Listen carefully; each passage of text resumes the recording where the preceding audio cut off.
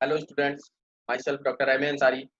और आज हम लोग पॉलीमर्स लेक्चर नंबर 7 में बात करेंगे पॉलीथीन के बारे में। तो आइए स्टार्ट करते हैं। पॉलीथीन पॉलीथीन जो है वो इथीन मोनोमर से बना होता है।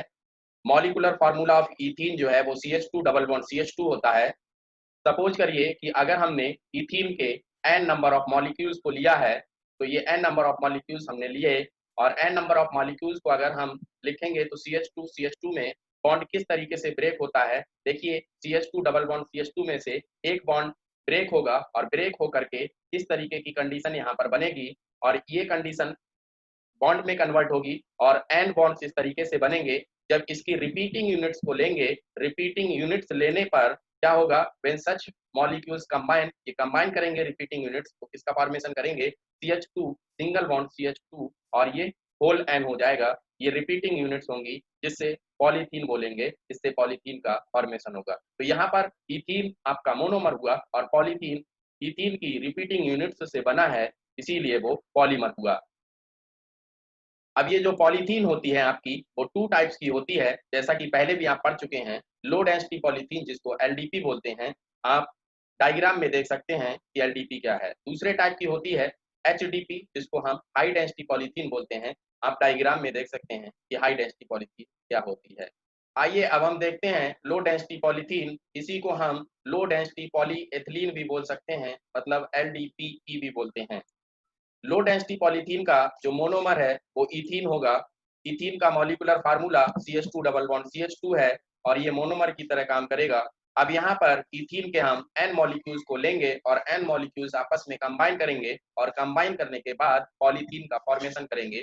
पॉलीथीन कैसे करके बनेगी, किस तरीके से रिएक्शंस होती हैं या रिएक्शन की क्या कंडीशंस होती हैं, अब उनको देखते हैं। यहाँ हमने n मॉलिक्यूल्स ले लिए हैं। अब इन n मॉलिक्यूल्स के साथ में क्या क्या कंडीशंस लेकर के हम पॉलीथीन बनाएंगे उनको देखते हैं। The reaction requires high temperature and high pressure. याद रखिएगा, क्वेश्चन आपसे पूछा जाता है कि हाई टेम्परेचर और हाई प्रेशर जो होता है वो लो डेंसिटी पॉलीथीन में लिया जाता है या हाई डेंसिटी पॉलीथीन में लिया जाता है। तो आप याद रखिएगा कि लो डेंसिटी पॉलीथीन में जो रिएक्शन होती है वो हाई टेम्परेचर और हाई प्रेशर पर कराई जाती है। 250 केल्विन से 570 केल्विन टेम्परेचर लेंगे और 1000 से 2000 एटमॉस्फेयर प्रेशर लेंगे। देखिए कितना हाई प्रेशर यहाँ पर लेते हैं। अभी हम हाई डेंसिटी पॉलीथीन में भी देखेंगे, वहां पर इतना हाई प्रेशर नहीं लिया जाता है क्योंकि वो लो प्रेशर पर होती है, उसकी बात वहां करेंगे। अब इसमें द रिएक्शन रिक्वायर्स O2 और H2O2 एज कैटलिस्ट। ये भी क्वेश्चन आपको बनता है कि H2O2 किस टाइप की पॉलीथीन में कैटलिस्ट की तरह काम करता है। तो आपको याद रखना है कि लो डेंसिटी पॉलीथीन में H2O2 या ऑक्सीजन जो होता है वो कैटलिस्ट की तरह काम करता है। तो ये हमने O2 या H2O2 को ले लिया। इस तरीके से ये हमारी बनी लो डेंसिटी पॉलीथीन, जिसको हम लो डेंसिटी पॉलीएथिलीन भी बोल सकते हैं। आइए अब आगे देखते हैं addition of ethylene monomers to give polythene. मतलब एथिलीन मॉलिक्यूल्स का या इथीन मॉलिक्यूल्स का किस तरीके से एडिशन होता है और पॉलीथीन बनती है। तो यहाँ पर हमने 3 मॉलिक्यूल्स ऑफ इथीन लिए हैं और इन 3 मॉलिक्यूल्स में पाई बॉन्ड जो है वो ब्रेक करेंगे, जैसा कि हम पहले भी बता चुके हैं आपको। इस तरीके से 3 मॉलिक्यूल्स के पाई बॉन्ड्स ब्रेक होंगे और ब्रेक होने के बाद ये बॉन्ड्स बनेंगे और हाइड्रोजन का रिमूवल होगा। रिमूवल ऑफ हाइड्रोजन हुआ। देखिए रिमूवल ऑफ हाइड्रोजन कैसे हुआ, ये हाइड्रोजन रिमूव हुआ और यहाँ पर बॉन्ड बना।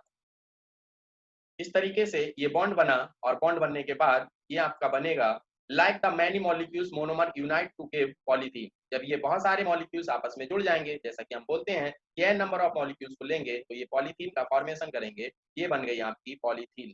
और कौन सी पॉलीथीन, लो डेंसिटी पॉलीथीन बनी है।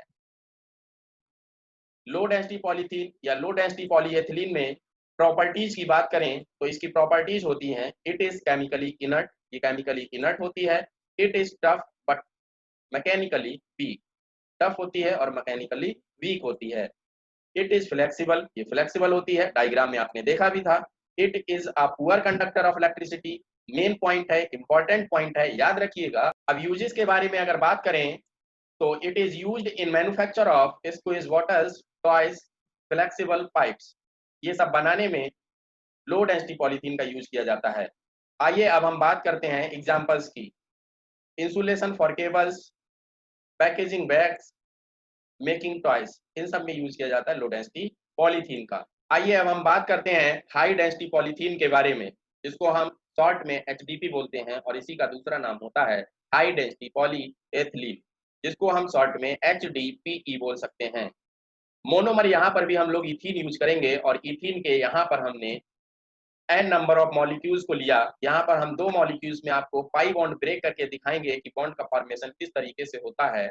आप ये देख सकते हैं कि किस तरीके से यहाँ पर बॉन्ड बन रहा है। ये आपके बॉन्ड्स इस तरीके से बन जाते हैं और रिएक्शन जो होती है वो लो टेम्परेचर और प्रेशर पर होती है। यहाँ पर जो टेम्परेचर हम लेते हैं वो 333 केल्विन से 343 केल्विन के बीच में होता है और प्रेशर 6 to 7 एटमॉस्फेयर होता है।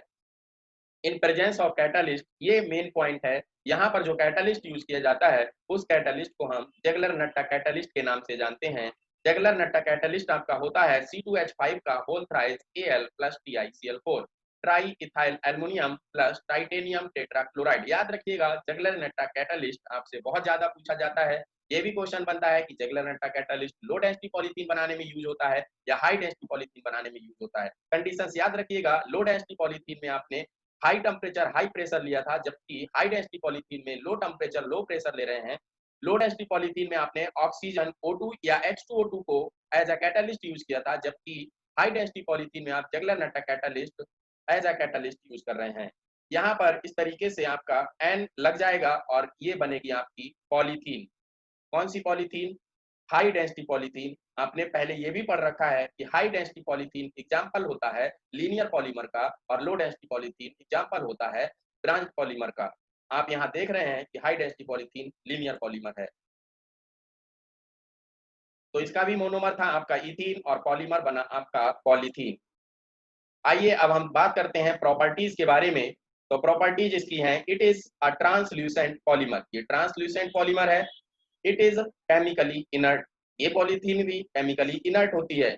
It is extremely tough. वो टफ था, ये एक्सट्रीमली टफ होता है। High density and high melting point होता है इसका। यूजेस के बारे में अगर हम बात करें, it is used for manufacturing buckets, dustbins, bottles, pipes. इन सब को बनाने में इसका यूज किया जाता है। अब बात करते हैं एग्जांपल्स की। तो देखिए प्लास्टिक बॉटल्स बनी हुई हैं, प्लास्टिक कंटेनर्स बने हुए हैं, प्लास्टिक टॉयज बने हुए हैं। तो इन सब में इसका यूज किया जाता है। आइए अब बात करते हैं एमसीक्यूज की कि अब तक हमने जो पढ़ा उस पर क्या क्या एमसीक्यूज बन सकते हैं। पहला क्वेश्चन है, which polymer is made at high temperature and high pressure. देखिए कितना अच्छा सा क्वेश्चन है, आप लोगों को आंसर पहले ही पता चल गया होगा। पहला ऑप्शन है LDP, दूसरा ऑप्शन है HDP, तीसरा ऑप्शन है both A and B and चौथा ऑप्शन है नन ऑफ दीज। तो आप सबको आंसर पता होगा कि हाई टेम्परेचर और हाई प्रेशर पर लो डेंसिटी पॉलीथीन को बनाया जाता है, इसीलिए इसका आंसर होगा LDP। आइए देखते हैं question number 2। Ziegler Natta catalyst is used in the manufacture of. आपको आंसर पहले ही पता चल गया होगा क्योंकि आपने अभी अभी पढ़ा है। फर्स्ट ऑप्शन है LDP, सेकंड ऑप्शन है आपका HDP और थर्ड ऑप्शन है आपका both A and B and fourth option है नन ऑफ दीज। चलिए बताइए क्या आंसर होगा। इसका आंसर होगा HDP। हाई डेंसिटी पॉलीथीन में जेगलर-नट्टा कैटालिस्ट यूज करते थे। आइए देखते हैं question number 3। Plastic that is used as an insulation for cables is. कौन सी प्लास्टिक को हम इंसुलेशन केबल्स में यूज करते हैं? ऑप्शन फर्स्ट है LDP, ऑप्शन सेकंड है HDP, ऑप्शन थर्ड है both A and B and option fourth है नन ऑफ दीज। तो बताइए इसका क्या आंसर होगा। अभी आपने पढ़ा था इंसुलेशन केबल्स में हम लोग यूज करते हैं LDP। आइए देखते हैं question number 4। Formula of Ziegler Natta catalyst. Option first C2H5 whole twice Al plus TiCl6, option second C2H5 whole thrice Al plus TiCl6, option third C2H5 whole twice Al plus TiCl4 and option fourth है C2H5 whole thrice Al plus TiCl4। आपको समझ में आ रहा होगा कि इसका answer fourth option होगा, क्योंकि फोर्थ ऑप्शन में जेगलर-नट्टा कैटालिस्ट करेक्ट लिखा हुआ है। तो इसका आंसर होगा फोर्थ। आज के वीडियो लेक्चर में हमने बात की पॉलीथीन के बारे में। पॉलीथीन दो तरीके की थी, लो density polythene, high density polythene किस तरीके से बना सकते थे, क्या क्या उसकी प्रॉपर्टीज होती हैं, क्या क्या उसके एग्जांपल्स हो सकते हैं, इन सब के बारे में हमने बात की और उस पर बनने वाले क्वेश्चंस पर बात की। आई होप आपको ये वीडियो अच्छा लगा होगा और आपको पूरी तरीके से टॉपिक समझ में आ गया होगा। अगर आपको ये वीडियो अच्छा लगा तो आप इस वीडियो को लाइक करिए, अपने फ्रेंड्स के साथ शेयर करिए। Thank you so much for watching the video.